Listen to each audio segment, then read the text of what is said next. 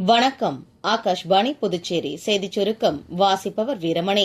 வாடிகனில் இன்று பிற்பகல் 1:30 மணிக்கு நடைபெறவுள்ள பிரான்சிஸ் போப் ஆண்டவரின் இறுதிச் சடங்குகளில் உலகெங்கிலும் உள்ள நாடுகளின் தலைவர்கள் மற்றும் பிரதிநிதிகள் உட்பட பல்லாயிரக்கணக்கானோர் கலந்து கொள்வார்கள் என்று எதிர்பார்க்கப்படுகிறது. இறுதிச் சடங்கில் பங்கேற்பதற்காக குடியரசுத் தலைவர் திருமதி திரௌபதி முர்மு நேற்று ரோம் நகர் சென்றடைந்தார்.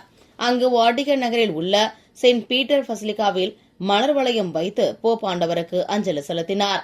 போப் ஆண்டவரின் இறுதி சடங்கிற்கு மரியாதை செலுத்தும் விதமாக இன்று இந்தியா அரசு துக்கத்தை கடைபிடிக்கிறது. இதன் காரணமாக அனைத்து கட்டிடங்களிலும் தேசிய கொடி அரைக்கம்பத்தில் பறக்கவிடப்படும் என்று உள்துறை அமைச்சகம் தெரிவித்துள்ளது.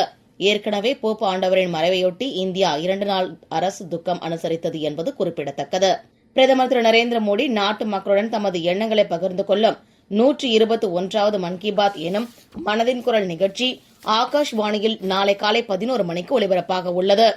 இந்நிகழ்ச்சி ஆகாஷ்வாணி மற்றும் தூர்தர்ஷனின் அனைத்து அலைவரிசைகளிலும், ஏர் செய்தி வலைதளத்திலும், நியூஸ் ஆன் ஏர் மொபைல் செயலியிலும் ஒலிபரப்ப கேட்கலாம்.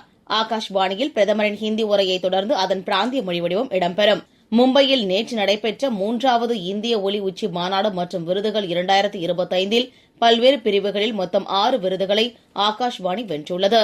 இந்நிகழ்ச்சியில் ஆகாஷ்வாணியின் இயக்குநர் டாக்டர் பிரக்யா பாலிவால் கவுர் சிறப்பு விருந்தினராக கலந்து கொண்டார். 13 அத்தியாயங்களை கொண்ட ஸ்மிருதி இரானியுடன் ஒரு வானொலி பயணம் என்ற நை சொச் நை கஹானி நிகழ்ச்சி ஆண்டின் சிறந்த தொடராக தேர்ந்தெடுக்கப்பட்டது. தென்னிந்திய வளிமண்டலத்தின் கீழடுக்கு சுழற்சி காரணமாக புதுச்சேரி, காரைக்கால் பகுதிகளிலும் தமிழ்நாட்டின் ஓரிரு இடங்களிலும் லேசானது முதல் மிதமான மழைக்கு வாய்ப்பு இருப்பதாக சென்னை வானிலை ஆய்வு மையம் தெரிவித்துள்ளது. இத்துடன் இந்த செய்திச் சுருக்கம் நிறைவு பெறுகிறது.